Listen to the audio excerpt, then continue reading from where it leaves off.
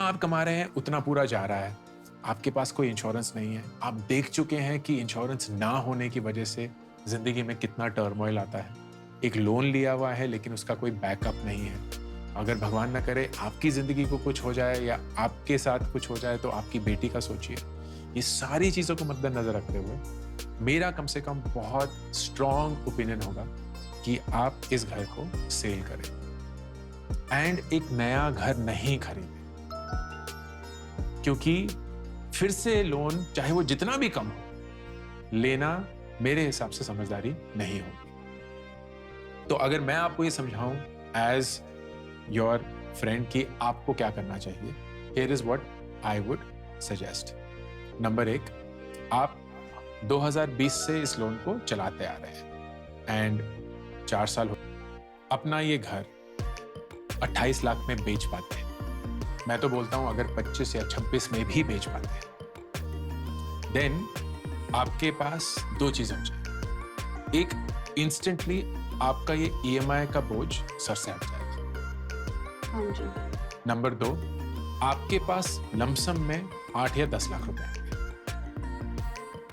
उस पे आपको, क्योंकि 4 साल हो चुके हैं एंड ये जो करंट बजट था उससे पहले वाला घर आपने लिया हुआ है, आपको उस पे करीब 10% का टैक्स देना होगा। मतलब अगर आप मान लीजिए आप 8 से 10 लाख रुपए मुनाफा कमाते हैं तो उस पे आपको 80,000 या 1 लाख रुपए टैक्स देना होगा। आपके पास अभी भी फिर 7 से 9 लाख रुपए बचे होंगे, तो आपका 21,000 रुपए का ईएमआई खत्म हो जाएगा एंड आपके 7 से 9 लाख रुपए बैंक में होंगे। ये बहुत जरूरी है क्योंकि उस 7 से 9 लाख रुपए से आप बहुत सारी ऐसी चीजें कर सकते हैं जो आप अभी नहीं कर सकते। So my plan will be the following, sell करिए एंड आई वुड से कि 26 से 28 लाख अगर वो मिल पाते हैं then that will be a good amount. उस पे आप कैपिटल गेन टैक्स देंगे एंड कैपिटल गेन टैक्स करीब 10% होगा नेट नेट, तो आपके पास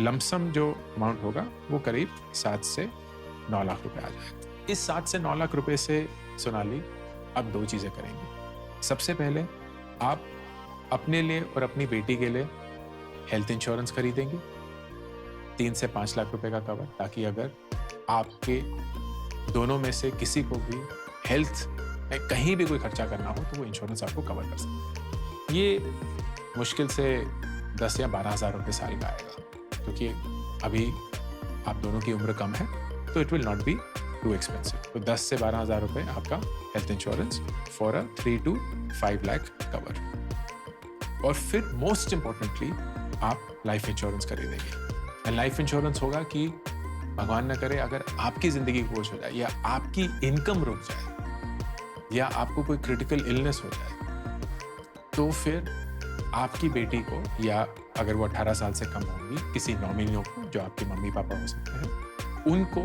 एक अमाउंट मिलेगा। एंड मेरा हिसाब से आपको 1 करोड़ का लाइफ इंश्योरेंस कवर लेना चाहिए, जो कि अराउंड 17 से 20,000 रुपए का आएगा। ये 2 चीजें अगर आप करेंगी तो आप अपने परिवार को और खुद को कम से कम सुरक्षित कर देंगे।